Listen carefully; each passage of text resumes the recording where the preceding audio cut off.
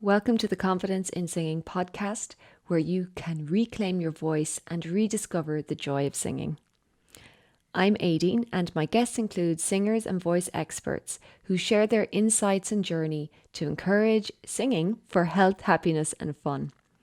To support this podcast and join the Confidence in Singing community, just click on the Patreon link below.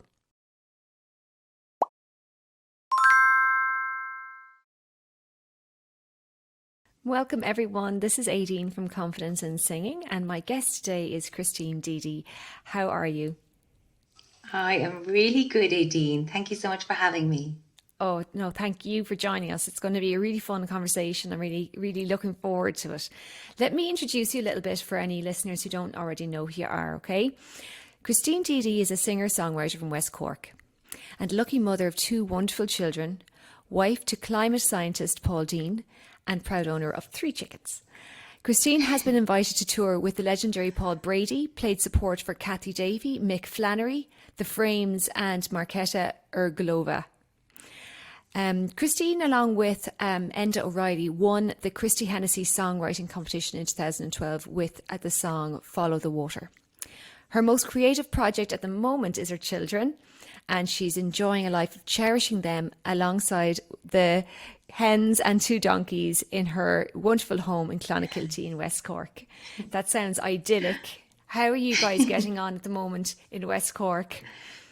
Yeah, really good. I think with small children, I sort of feel like lockdown, I kind of feel like we've been in lockdown for 5 years anyway, because when you have kids, you know, your world is a little bit smaller. And so I feel very lucky that during this time that my kids are the age they are, and that's what I'm doing. You know, my tour dates haven't been interrupted, or like so many of my friends. So I feel really lucky. We live in paradise, you know, because we're living in nature. So yeah, it's, you know, there's less to complain about, I think.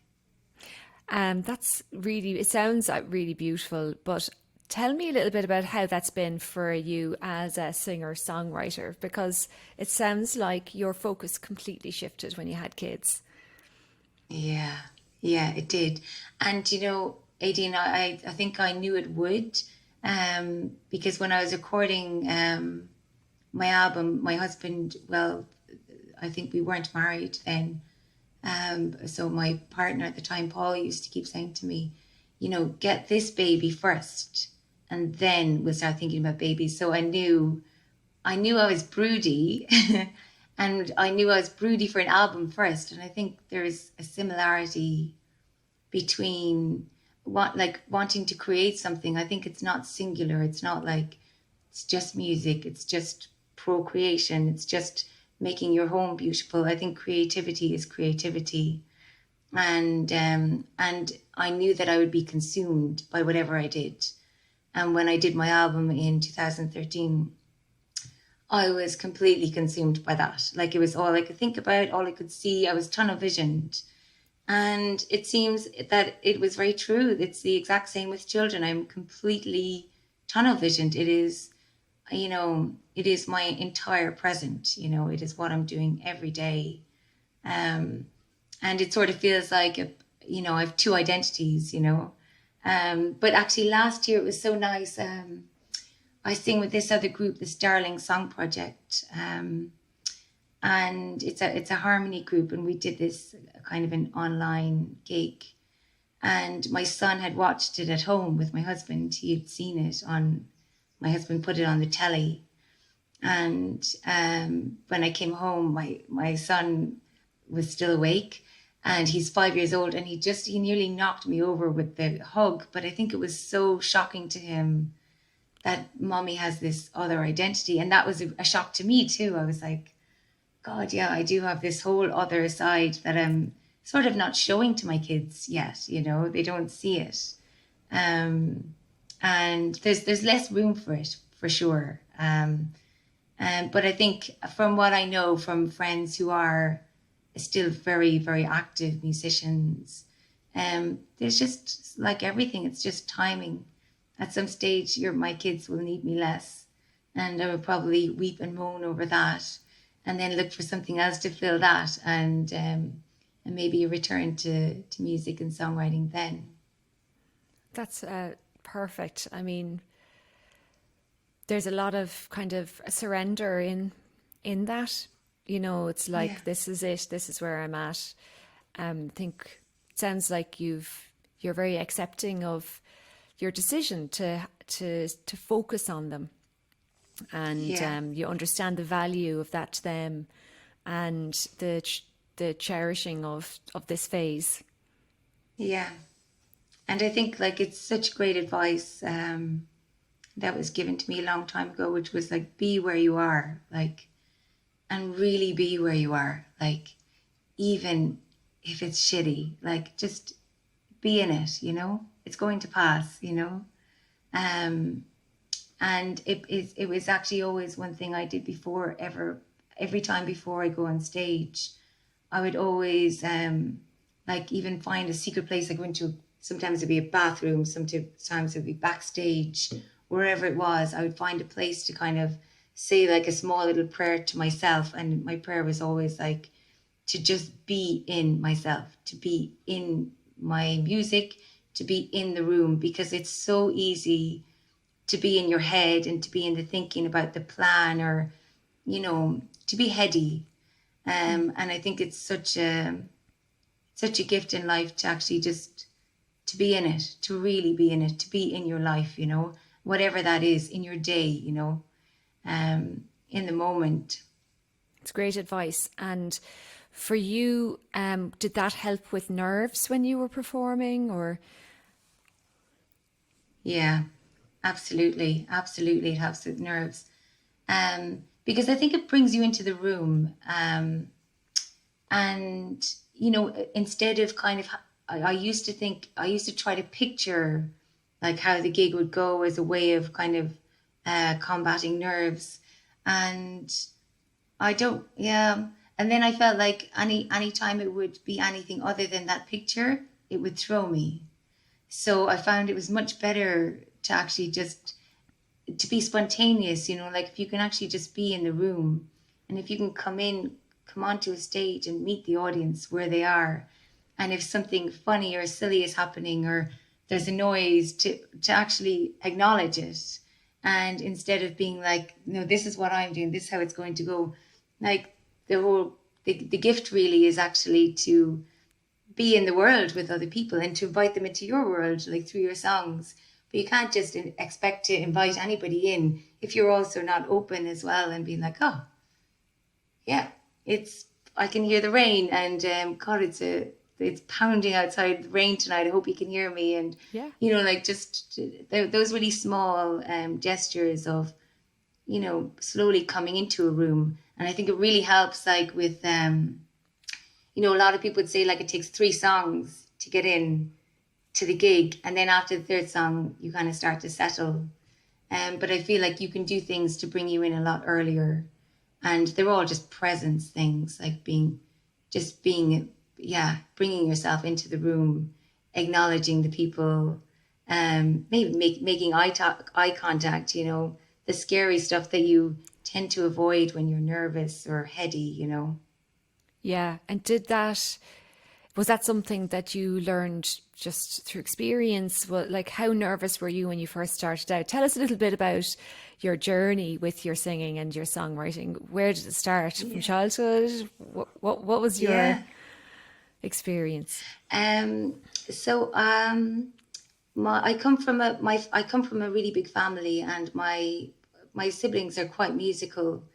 And when my brothers were teenagers, I think I was maybe 13, and they were kind of 3 and 5 years older than me.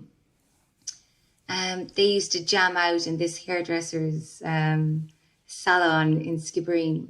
And one time I joined them, and, you know, I think I was just casually just passing through on the way somewhere.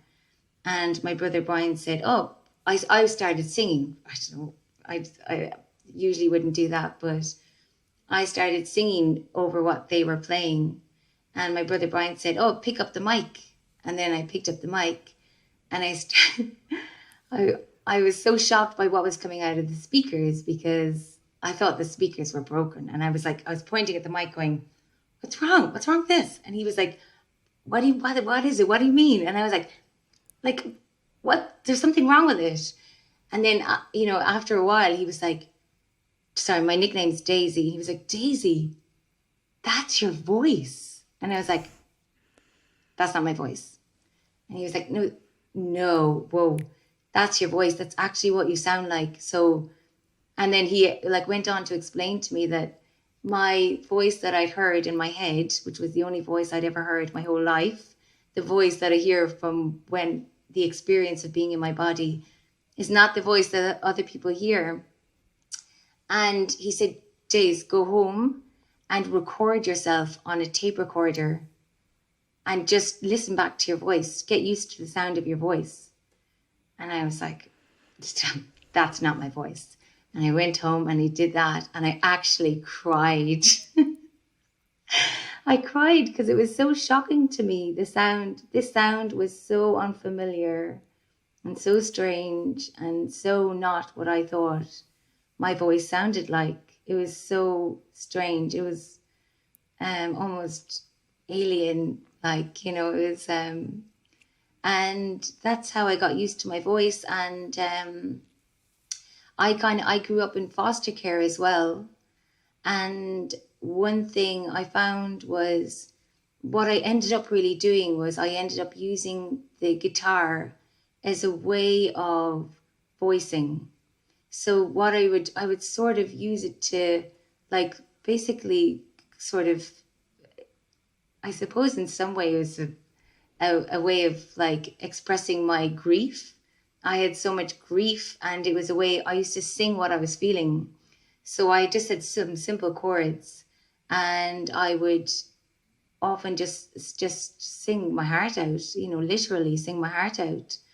And I would listen back and I would cry to what I said, but it was it was a medicine. It wasn't I wasn't, it was so reaffirming. It was like I was hearing somebody sing to me how I felt. I mean, in no undisputed way, in the most honest, with the most honest integrity. I was, and of course I would just die if anybody ever heard that. It was so personal, and I think that's how I made friends with my voice, is just feeling the luxury of being sang to and being spoken to, but speaking to myself. And maybe that was a good lesson as well for later on in music, is that nobody's ever alone. If you speak from your heart, you're going to be speaking to somebody else's heart, so speak from your heart and sing from your heart. That's beautiful. And I've been known actually when, I remember one point I was in some bad kind of mood or something, and I actually rang my phone number and left myself a voice message, going, you could do this, it's sometimes like that. We need to hear our own voice and hear it just listening rather than saying something to ourselves in our head. So there's something interesting there, but it is very difficult for new or beginner singers to start listening to that, because not everybody's going to sound in pitch or sound good when you start recording yourselves. So I always say to students, don't record yourself until you can be compassionate to where you're at. Yeah, that's very true. And I think as well, because you have an internal version of your own voice, it is often you often associate it with another. I think I thought I sounded like Mariah Carey. And I think I had a version of what I thought a good singer was, and so maybe that was just, Mariah Carey was what I equaled to. Well, that's what a good singer is. And so, back to, again, I suppose, to begin where you are. If you don't have Mariah Carey's range, then just sing in the most comfortable range that you have. I remember, is it Ray LaMontagne saying that it took him quite a while to realize that singing wasn't meant to hurt, and that when he was singing, he was actually like hurting his throat, and he thought that was okay. He was like, it took him a while to realize that's not natural. And so like just singing with whatever tone, whatever key is comfortable, not exactly what the key that the song is in, but well, what's my key? Like, how can I sing this well? How can I sing it so that somebody else hears the message, not all the flaws and not all the the exciting parts of the song, but actually the message. And I think if you think about the message, it automatically makes you sing in the right key, because there's integrity there immediately. It's like, okay, how can I deliver this? And you automatically are going to deliver it to the best of your ability, which will be with what you have. I love that. I actually do say that to students quite a lot about the message, because I work a lot with beginners, and when someone sings imperfectly or whatever, but they do it from the heart, all sins are forgiven. You could have someone in floods of tears from what you're singing, and I've had some amazing students that have kind of taken that to heart and brought their heart to a song. And the feeling from doing that is, for the singer as much as for the listener, it's absolutely profound and beautiful. Yeah. That's really good advice. True. Yeah. And, I think sometimes people who don't normally sing, they have this, they don't know how to start a song. And so if anybody's listening has trouble, kind of starting a song, obviously try and learn it and try and learn the words or whatever. But the first step is to guess. Like, there's no button that we press that's the right button. The way on a piano, you find a middle C or whatever, and you press that one, it's the right note. We can't see anything that's going to help us to find that note. You have to actually do it, and then you get some feedback. You'll feel whether it's right or not.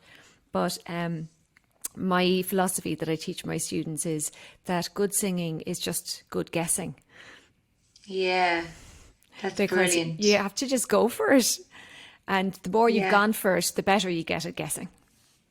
Yeah, that's so. Just try. Yeah. Actually, because I was doing this interview, I just picked up my guitar this evening for the first time in a while. And I just automatically started playing the song. And then I realized, I usually sing this at least, I think I sing it a tone up. But I just started singing it where it was. And something just clicked, and I realized, oh my God, this is the key I should be singing this song in. And again, it's like the difference between, I was thinking, why have I always sang it in this key? And I thought, it's because it sounds nicer. It's higher. It's kind of, the chorus comes in, there's a big jump in the chorus, and that comes in really high. And then I thought, but when I sing it like this, the message it's more about the message than the melody. And I think that's a choice you do make. And by the feeling of it, when I sang that particular song in a higher key, I felt like it sounded nice. But when I actually sing it in the lower key, I feel like it's heard. And my experience is different. I'm listening to what's happening in the song because I'm experiencing it more myself. Yes, really, really good advice. And I think recording two different versions of a song, one is slightly higher, one slightly lower, can tell you a lot. Because I work a lot with groups, I'd often say to the other students, which one do you think? And there's usually a consensus. Oh my God, yeah, that one. Because they're feeling something from the song. So it's really good. And for people who don't know what a key is or anything like that, it doesn't matter. Like, it's just sing it higher or sing it lower, but experiment with it, and that will help you feel around for where it should be, because there is no right answer. It's just, you figure it out as you go. Yeah. And other people will help you figure it out too, like for a very, very long time, I never knew what key I was singing in. But I always had fantastic musicians around me. And, you can sing something and they'll figure out the key for you, So it starts with you. If you're delivering the message, it begins with you. And so you do what you can do best, and everybody will be better for it around you, rather than trying to, I feel like it's sort of life advice, rather than trying to fit in, to come at it with like, this is the best I can do. This is how I can present this the best way, that the message comes across. And so whatever key that's in, let's do that. And That's then somebody will great. go, oh, that's a D minor. Like, cool, great. D minor sounds great. And I think a lot of people who do singing in school and they do a lot of maybe choral stuff or musicals, they're very, the key is set in stone. Like you either fit or you don't fit in. And it can be very discouraging if you've got a lower voice, or if you haven't expanded your range or haven't practiced a lot, you have a more limited range of notes that you have access to. And I feel like a lot of people, that's where the hang-ups come in from a young age, because they didn't actually fit in with what the teacher decided the best key was. Yeah, that's absolutely true. So many people get turned off music by a single approach to it, just it being very singular. And I think I like singing it's such a human instrument that even every day it's different, like, I like, I sing in a few different singing groups, and sometimes I'd notice actually, I'd automatically go to alto, but sometimes the tenor line really just, maybe it's like 10 o'clock in the morning and it just really suits me. And I just, it just took me a while to realize, oh yeah, I can just move to tenor. I can just move to tenor for this song, like, and to allow yourself the freedom of doing that like you have a human instrument. It's not, you don't just string it and tune it every morning. You can improve the tuning by doing various exercises and such. But it's like your humanity is in your voice. It's such a beautiful expression of, how you're feeling, who you are, what's going on in your moment at that very moment, that day. And just, yeah, allow yourself to have that. Yeah, beautiful. Tell us a little bit about that first album. So you'd been gigging a little bit beforehand, and I know you've had some amazing opportunities to open up for some amazing acts. Tell us a little bit about, how what was it important for you to have an album of music? Why did you decide to do that then? And was there any mental blocks that you had to overcome in order to do that? I had previously tried recording an album a couple of times, and just things kept happening in my life that were just railroading me from it. I think, timing is so important. And what actually eventually happened was that I went back. So I'd been gigging for years and years. I did loads, and like I was gigging maybe 5 and 6 nights a week at one stage for maybe 2 years, all around Ireland. And Were you I singing got something. mainly covers at that point, or were you singing your own music Yeah, at so that stage? I never did cover gigs. I always went out with originals, and maybe it was the timing I found was so good at the time. There was loads of singer-songwriter. The singer-songwriter scene was really, really strong, and I could drive from Dublin to Wexford, or Dublin to Kilkenny, and to West Cork, where I live now, to Debarras, and there would be an amazing setup, an amazing audience, people who really wanted to listen to live original music. And it was just a pleasure and a joy to do that. And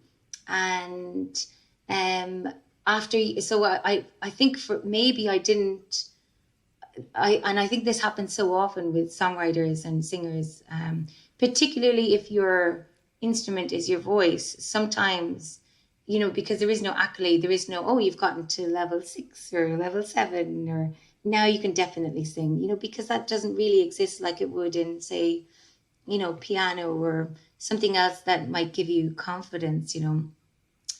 I think I had maybe I had like a semi-crisis in confidence or something that was, even though I'd been getting a lot of external validation, there was something in me that was like, oh no, I can't read music, or I can't, so I went and I went back to college and I studied music in 2012.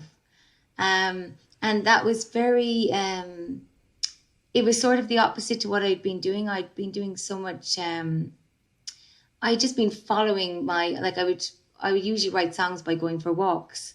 And the more alone I was, the more melody arrived, and I would just put it on my phone, just record it. And then when I go home, I just try to figure out some simple guitar to it.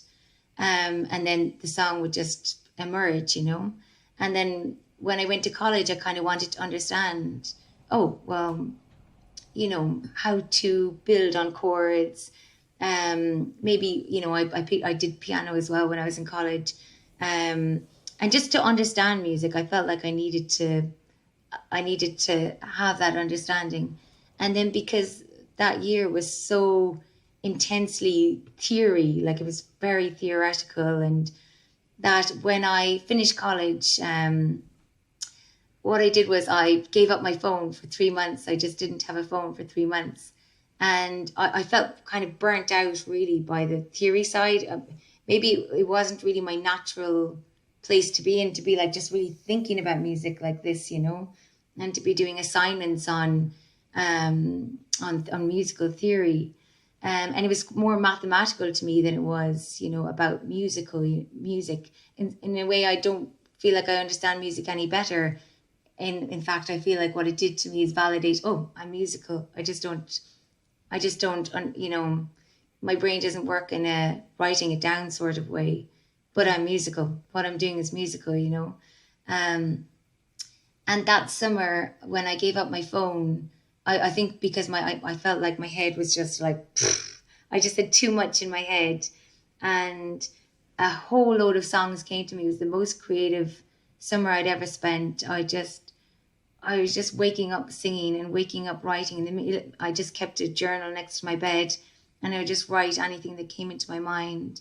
And so I think it maybe that course had a delayed effect on I kind of went at it quite confidently, but I sort of felt like I needed to forget it and step away from it in order to tune back into my creative self again, and the emotion of songwriting. And I feel like when you write a song, like you don't write about something mediocre. You don't write about, like, that's why there's so many love songs. You don't write about sort of liking somebody. It's, you have to be compelled. You have to love them to do it, or you have to hate them to write that song, or, it has to be, it's like a compelling emotion that begins first, and then it's just channeled through this song, or this voice, or this instrument. And yeah, I found the album. Yeah, I wrote so many songs that it took a lot of shortlisting to get it down to 12 tracks. And it was a pleasure. That's wonderful. And I think I can identify what you're saying about, studying music and feeling like it nearly sucks your life out because it can be. I studied psychology as well, and I remember one reason I teach now is because I love the psychology of how you learn and what the blocks are for people to start singing and to see themselves as singers as adults. And one of the things that I've an interest in is that left and right brain integration, because we say play music, and playing is really the key word, because when we play, we integrate both sides of our brain. But most of the time in a college situation, we're being directed to use more of the left side of the brain, which is connected to the right side of our bodies, and that's our more logical side.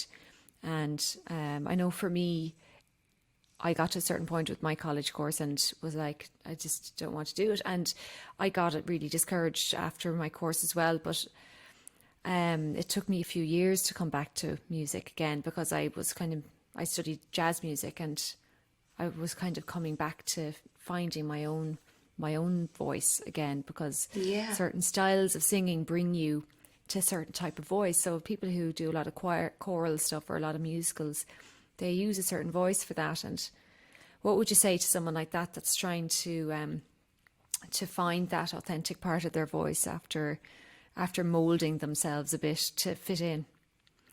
Yeah. I think it takes time. I think time, it's not something that happens overnight. I think the main thing would just be to notice, to keep track of, like, because I know sometimes I used to be, my experience of singing would be exhausted, like, and that's not sustainable. If after a gig you're actually exhausted from the act of singing, then something is not right. And so, yeah, I'd say just really take note of what's bringing you, what feeds you in it. Like, because I feel like sometimes if you're doing something that emulates somebody else, it's nice for a while, but after a while it gets a bit dulling, like, because I feel like there's something else that always wants to emerge. And once you tap into that, I think sometimes it's only a glimpse where, like I know that when I start writing a song, I could have 7 minutes of just a recording of 7 minutes of stuff, but it'll be like 30 seconds or 10 seconds of, oh, I love that. And when I'm listening to it, I remember how I felt when I sang that. And then I know, oh, I know I'm onto something with this. And then I zone in on that part. And then I make the song out of those 10 seconds or 20 seconds, that little, or even a line. It could be a 3-second line or phrasing. And then the song becomes around that. Like, that's the foundation. That's the root. So find your, whatever the thing is that, like, brings you into it, whether it's the type of music you're singing, or how you feel when you're singing it, or what you're singing about.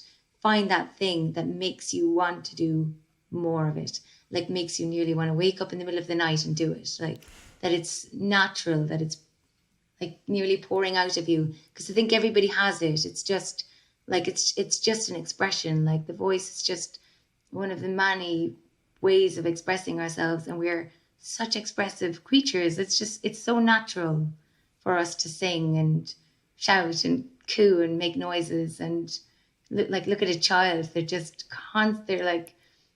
they're half singing and speaking all the time. That's wonderful. Do you see any musical ability in your own kids now? Well, for my son, I was like looking out for it. I was, is he musical?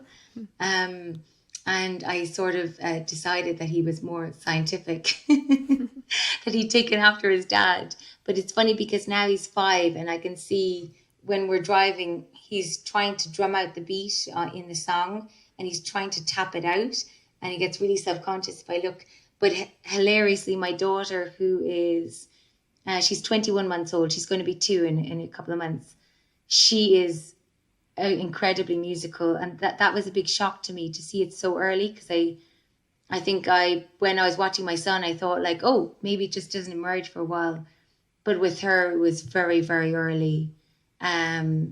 Like, she taps out rhythm, she notices, she's instantly drawn. Like, even if I just start singing in the kitchen, she'll instantly just come in, and she'll repeat melody. If I sing something, I'll just hear her repeating it. Or even on the radio, if she hears something, she'll actually emulate it. And I think that's incredible how young that comes in. That's beautiful. But I think that there's different ways, different kinds of minds that will work within music, and that, especially I think when your son was so excited for you, that kind of shows a type of interest. And the research does show that it doesn't matter if you're good at it early on, or if you just work at it over time, that musicians end up in the same place. of excellence, or they end up being good at it, so long as they stick with it. And that can be a combination of the natural kind of early ability, but also that interest. Like, is if he's interested in the drumming, then and he does that, he could do more. Who knows? Because life is so interesting how it takes us different places. Yeah. And I think recently, but so I was kind of looking at studying. I was looking into studying acupuncture, and I was having a chat with a friend who's a Steiner teacher, and she was talking about the Steiner approach, and that they say we go to school and we kind of learn. We kind of think like, even if you have a singular interest, if you're very, very good at maths, but you also have to be good at English, and you have to be good at art, and you have to be good at geography and history and language. And she was saying like the Steiner approach, and I'm paraphrasing her, is like, find that interest and just open up that world, And I had this thought, which is, I was thinking, oh, okay, this course, it's really intense, and am I smart enough to do it? Have I got enough time to do it? Can I dedicate myself to it? And I realized, it's never about, are you smart enough? You're always smart enough. It's about, am I interested enough? And if you're interested enough in anything, you will do well in it. If there's that seed, it takes so little watering for it to flourish. And we are like that. We take so little, like I see with my kids, the slightest bit of encouragement, and they're like, just like so open, And I've noticed in myself, I'm just the same. Like, my husband often will say to me, oh, I'd love to hear you sing, would you? And then I'll just, reluctantly take out the guitar because I haven't done it in a while. And then once I start, I'm like, oh, I love this. So it's the starting anything just seems so arduous and such a big deal. And then you do it and the feeling emerges and you remember, oh yeah, the feeling, that makes you go back, Absolutely. That's so important. And it's lovely that your husband enjoys hearing you singing. My husband, when he can't sleep, will ask me to sing, and it puts him to sleep. So my audience kind of disappears, but it's still it's still a compliment, isn't it? We're going to be finishing up in a few minutes, Christine, and it's been an absolute pleasure to talk to you. And the conversation's been so interesting, and I'm sure our listeners are going to feel that that hopefulness to try something and to go to record themselves. There's lots of really nice nuggets and tips that you've given throughout your conversation. I think there's more in it than we might realize. Having come to the end of it, you're like, what did we even talk about? But it felt at the time like loads of things were coming up that would be really useful to somebody who's starting off or who wants to sing or who wants to songwrite. And I think recording yourself was one of the biggest ones. I thought, yeah, that really helped, Christine, and, I should do more of it. And I always feel I can, I hear my faults when I record myself more, but it also, if it's for songwriting or even talking or, you can learn something. So if people can do it without being critical too much of themselves, I think it could be really useful. Yeah, even as an act of compassion, like, just to listen to ourselves and to allow ourselves to be as we are, because later on you can do a recording and it can sound so different. It's so we're so changeable, and our voices are so changeable. They're reflective of how we're feeling, which is it's just a snapshot. So brilliant about. Yeah. Yeah, exactly. And that's what's so amazing about live music.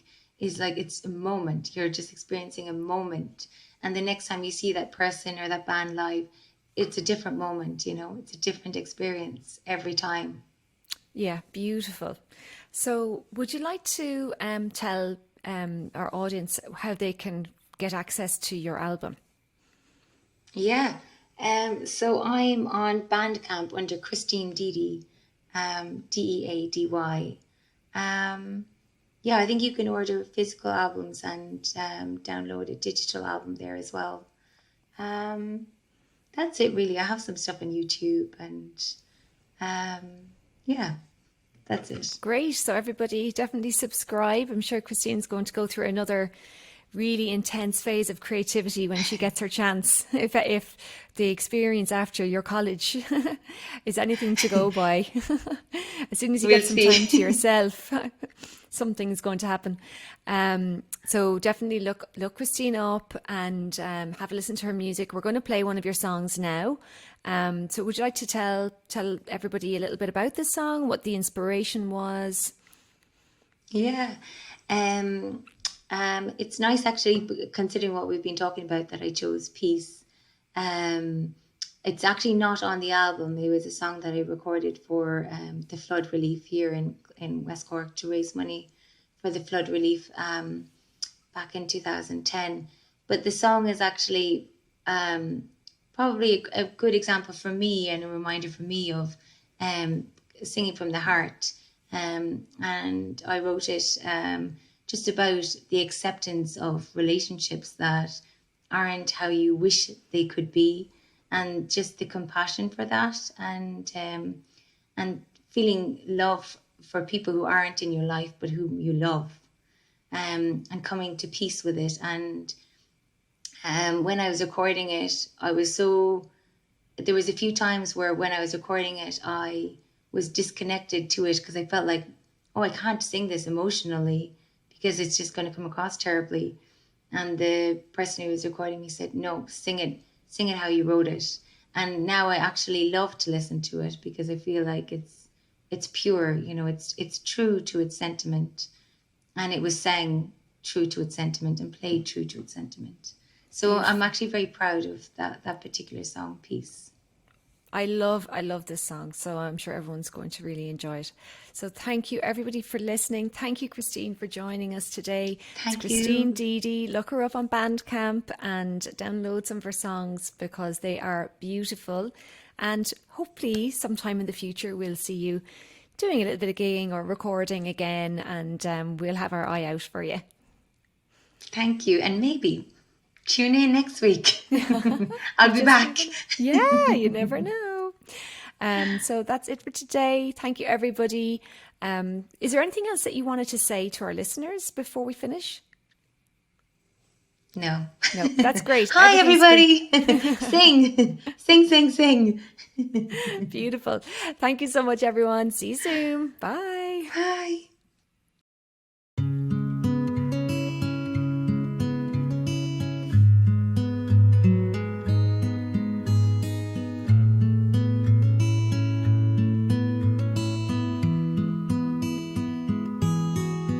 There's a silence that's between us that does not seem to know how to go home.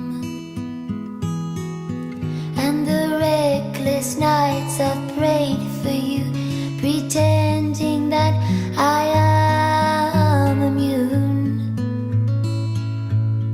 to these walls. We've shared so much in our lives when fear did not see the light. I laughed with you and I cried too. And every aching in my heart so longs to be a part of your life again. Peace be with you, peace fall around you and yours.